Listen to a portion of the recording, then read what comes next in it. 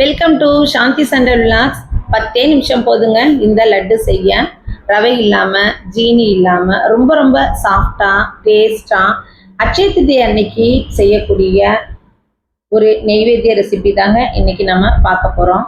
இதை ஒரு தடவை செஞ்சு வச்சுட்டிங்கன்னு வச்சிங்களேன், இதோட டேஸ்ட்டு பிடிச்சி போய் அடிக்கடி செய்ய ஆரம்பிச்சிடுவீங்க. அந்த அளவுக்கு டேஸ்ட்டு அட்டகாசமாக இருக்கும்.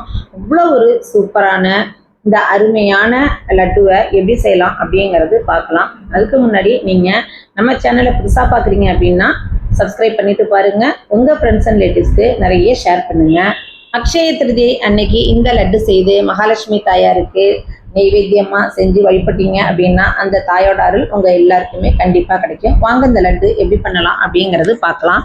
இதுக்கு நான் 250 கிராம் அளவுக்கு அவல் எடுத்திருக்கேன். வெள்ளை அவல் தான் எடுத்திருக்கேன். கொஞ்சம் திக்கான அவலாக எடுத்திருக்கேன். இதை வானலியில் ஒரு 5 நிமிஷம் நல்லா சூடு பண்ணிக்கலாம். கலர் சேஞ்ச் ஆகக்கூடாது, சூடு மட்டும்தான் பண்ணணும். அதனால் 5 நிமிஷம் நல்லா லோ ஃப்ளேமில் வச்சு சூடு பண்ணிக்கோங்க.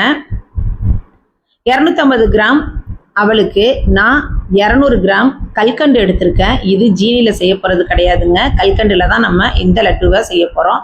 ஸோ 200 கிராம் அளவுக்கு கல்கண்டு எடுத்து மிக்சி ஜாரில் சேர்த்து நல்லா பவுடர் ஆக்கிக்கலாம். மிக்சி ஜாரில் தண்ணி இல்லாமல் சுத்தமாக தொடச்சி நல்லா காய வச்சு எடுத்து அதில் இந்த கல்கண்டை பொடி பண்ணுங்க. நல்ல பவுடர் ஆன பிறகு அதை ஒரு பாத்திரத்தில் மாற்றிக்கலாம். 10 நிமிஷம் போதுங்க. நம்ம அந்த பக்கம் அவள் வறுத்துக்கிட்டு இருக்கும் போதே இந்த பக்கம் கல்கண்டை நம்ம பொடி பண்ணி வச்சுக்கலாம். இப்போ பாருங்க, நல்லா உங்களுக்கு சூடாயிட்டு அவள். இதை எடுத்து கையால் கொஞ்சம் நொறுக்கி பார்த்தீங்க அப்படின்னா நல்லா பொறன்ட்டு அது பாருங்க, இது மாதிரி நல்லா நுணுங்கி வரும். இந்த டைம்ல இந்த அவளை நம்ம வேற பிளேட்டுக்கு மாற்றி ஆற வச்சு எடுத்துக்கலாம்.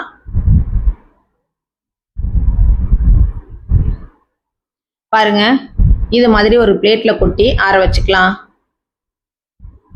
இது அப்படியே இருக்கட்டும். திரும்பவும் அதே பேனில் 2 ஸ்பூன் அளவுக்கு நெய் சேர்த்துருக்கேன். அதோட 10 முந்திரி 10 பாதாமை நான் பொடியாக கட் பண்ணி இந்த நெய்யில் வறுத்துக்கிறேன். பொடியாக கட் பண்ணி வச்சுருக்கேன் பாதாம் முந்திரி. அதோட உலர் திராட்சைகள் ஒரு 10 நம்ம எடுத்துக்கலாம். அதையும் சேர்த்து இந்த நெய்யில் நல்ல பொன்னிறமாக வறுத்து எடுத்துக்கலாம்.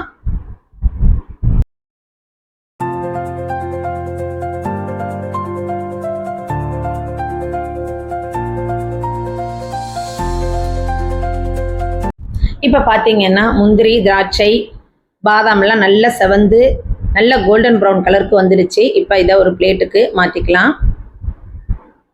இப்போ இருக்கக்கூடிய அதே நெய்யில் நம்ம 1/4 கப்பு அளவுக்கு தேங்காய் துருவல் சேர்த்துக்கலாம். நான் டெசிகேட்டட் கோகோனட் தான் நான் சேர்த்துருக்கேன். உங்கள்கிட்ட டெசிகேட்டட் கோகோனட் இல்லை அப்படின்னா நல்ல ஃப்ரெஷ்ஷான தேங்காவை நல்லா துருவி இதில் சேர்த்து இந்த நெய்யிலையே நம்ம நல்லா வறுத்து எடுத்துக்கலாம். இந்த தேங்காய் இதில் சேரும்போது, இந்த லட்டோட சேரும்போது அவ்வளோ ஒரு டேஸ்ட்டு அட்டகாசமாக இருக்குங்க. நல்லா நம்ம வறுத்துட்டோம் அப்படின்னா நாள் பட வச்சு சாப்பிட்றதுக்கும் ரொம்ப ஏதுவாக இருக்கும். இப்போ பார்த்தீங்க அப்படின்னா அவளும் நல்லா ஆறி வந்துடுச்சு. இப்போ இதை மிக்சி ஜாரில் சேர்த்து பவுடர் பண்ணிக்கலாம். இந்த அவளோட 3 ஏலக்காயை சேர்த்து பவுடர் பண்ணிக்கலாம். ரொம்ப மாவு மாதிரி பவுடர் ஆகாமல் கொஞ்சம் நரன்னு இருக்கிறது மாதிரி பண்ணிக்கோங்க. அப்போ தான் சாப்பிட்றதுக்கு நல்ல டேஸ்ட்டாக இருக்கும். மாவு மாதிரி இருந்தால் அது நல்லா இருக்காது. கொஞ்சம் கொரகொரப்பு தன்மை இது மாதிரி இருக்கணுங்க. ஸோ இது மாதிரி கன்சிஸ்டன்சியில் பவுடர் பண்ணி எடுத்துக்கலாம். இது அப்படியே இருக்கட்டும். இந்த சைடு பார்த்தீங்கன்னா நம்ம தேங்காய் வறுத்துக்கிட்டு இருக்கோம் இல்லையா, பாருங்கள் நல்லா தேங்காய் செவந்து வந்துடுச்சு. ரொம்ப கருக விட்டுறாமல் இது மாதிரி சவக்க வறுத்துக்கோங்க. ஏன்னா அப்போ தான் நாள் பட நம்ம வச்சு இந்த லட்டுவை சாப்பிட்றதுக்கு ரொம்ப சூப்பராக இருக்கும். இந்த வறுத்த தேங்காயோட சேர்த்து பொடித்த அவலை இதில் சேர்த்து நல்லா கிளறி எடுத்துக்கலாம். நல்லா கிளறுங்க. ஒரு 1 நிமிஷம் அளவுக்கு நல்லா கிளறுனா போதும். இதோட வறுத்த நட்ஸ் வச்சுருக்கோம் இல்லையா, பாதாம் முந்திரி திராட்சை, இதையும் சேர்த்து இதை நல்லா கலந்து விடலாம். நான் பாதாம் முந்திரி தான் சேர்த்துருக்கேன். உங்களுக்கு விருப்பப்பட்ட நட்ஸு வேணும்னா நீங்கள் சேர்த்துக்கோங்க. இப்போ இதையும் சேர்த்து 1 நிமிஷம் நல்லா கிளறி விடலாம்.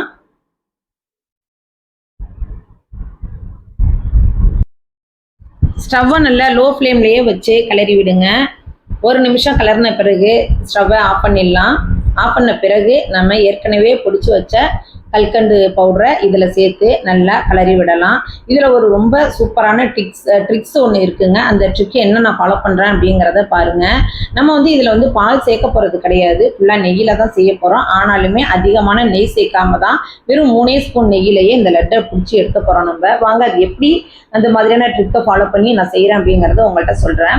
இப்போ கல்கண்டு பவுடரையும் இதில் சேர்த்த பிறகு நம்ம ஒரு 3 ஸ்பூன் அளவுக்கு நெய்யை சூடு பண்ணுறோம். நல்லா சூடு பண்ணி இந்த பவுடர் மிக்சரில் நம்ம சேர்க்கலாம். இது நல்லா நம்ம மிக்ஸ் பண்ணி வச்சுருக்கோம் இல்லையா, இதில் வெறும் 3 ஸ்பூன் நெய் மட்டும் போதுங்க. நல்லா சூடு பண்ணி இதில் சேர்த்து, அது மட்டும் இல்லாமல் இப்போ இந்த டைமில் இதே பாத்திரத்தை எடுத்து திரும்பவும் அந்த வாணலியை எடுத்து நம்ம ஸ்டவ்வில் வைக்க போகிறோம். இப்போவுமே ஸ்டவ்வு சிம்லேயே வச்சுக்கோங்க. வச்சு 1 நிமிஷம் அளவுக்கு இதை நல்லா சூட்டில் கிளறி விடுங்க. இதில் சேர்த்துருக்க அந்த கல்கண்டு, நெய் இது எல்லாம் ஒன்றா சேர்ந்து நமக்கு லட்டு பிடிக்கிறதுக்கு ரொம்ப ஈஸியாக ரொம்ப ஏதுவாக இருக்கும். அதனால தான் இந்த ட்ரிக்கை நான் ஃபாலோ பண்ணுறேன் அடிக்கடி. இதே ட்ரிக்கை நீங்கள் ஃபாலோ பண்ணினீங்க அப்படின்னா நெய் அதிகமாக உங்களுக்கு தேவையே படாதுங்க. நமக்கு சூடு பண்ணும்போது அந்த சர்க்கரை எல்லாம், அதாவது கல்கண்டு நல்லா மெல்ட் ஆகி நமக்கு லட்டு பிடிக்கிறதுக்கு ரொம்ப சூப்பராக வரும். பாருங்க, ஒரு நிமிஷம் கலந்தா போதுங்க. ரொம்ப கருக விட்டுறாதீங்க. லைட்டாக ரொம்ப ஸ்லோவாக வச்சுக்கோங்க ஃப்ளேமை. நல்லா பிடிக்க வருது பார்த்தீங்களா. இப்போ திரும்ப நம்ம ஸ்டவ்வை ஆஃப் பண்ணிவிட்டு இதை வேறு பாத்திரத்துக்கு மாற்றிக்கலாம். இப்போ நமக்கு லட்டு பிடிக்கிறதுக்கு ரெடி ஆயிடுச்சு. கொஞ்சம் சூடாக இருக்கும் போதே லட்டை பிடிச்சி எடுங்க. வேற பாத்திரத்துக்கு மாற்றின பிறகு நல்லா கையால் வச்சு அழுத்தி அமுக்கி விட்டுருங்க.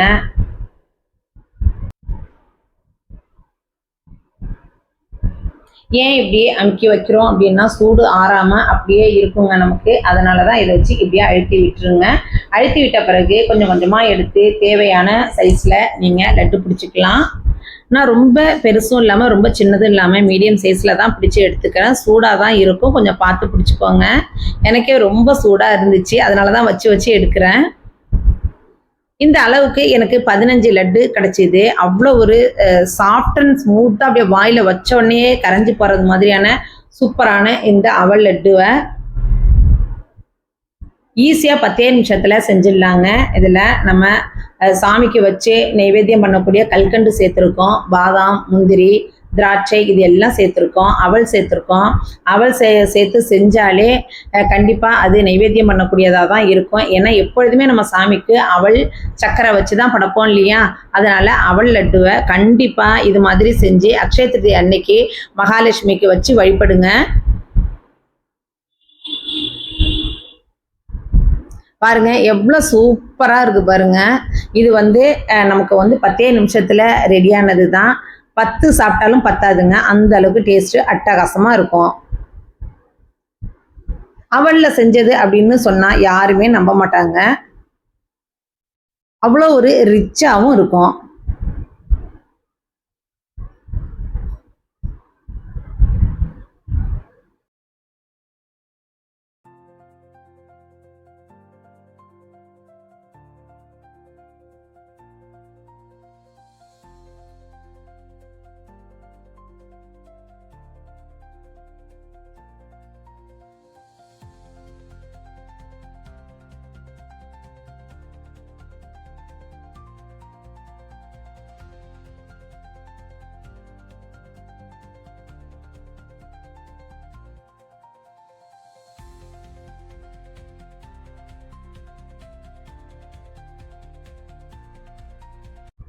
பாருங்க, இந்த லட்டு எடுத்து நான் உடைச்சி காமிக்கிறேன். எவ்வளோ சாஃப்டா உடையுது பார்த்தீங்களா. பாருங்க, இது அப்படியே வாயில வச்சிங்கன்னா அப்படியே மெல்ட் ஆகி உள்ளுக்குள்ள போயிடுங்க. அந்த அளவுக்கு சூப்பரா இருக்கும். இதை அப்படியே நம்ம சுவாமிக்கு நைவேத்தியம் பண்ணுறதுக்கு வச்சிடலாம். இந்த வீடியோ உங்களுக்கு பிடிச்சிருந்துச்சு அப்படின்னா மறக்காம கமெண்ட் பண்ணுங்க. புதுசாக பார்க்குறீங்க அப்படின்னா சப்ஸ்கிரைப் பண்ணிட்டு பாருங்க. உங்கள் ஃப்ரெண்ட்ஸ் அண்ட் ரிலேட்டிவ்ஸ்க்கு நிறைய ஷேர் பண்ணுங்க.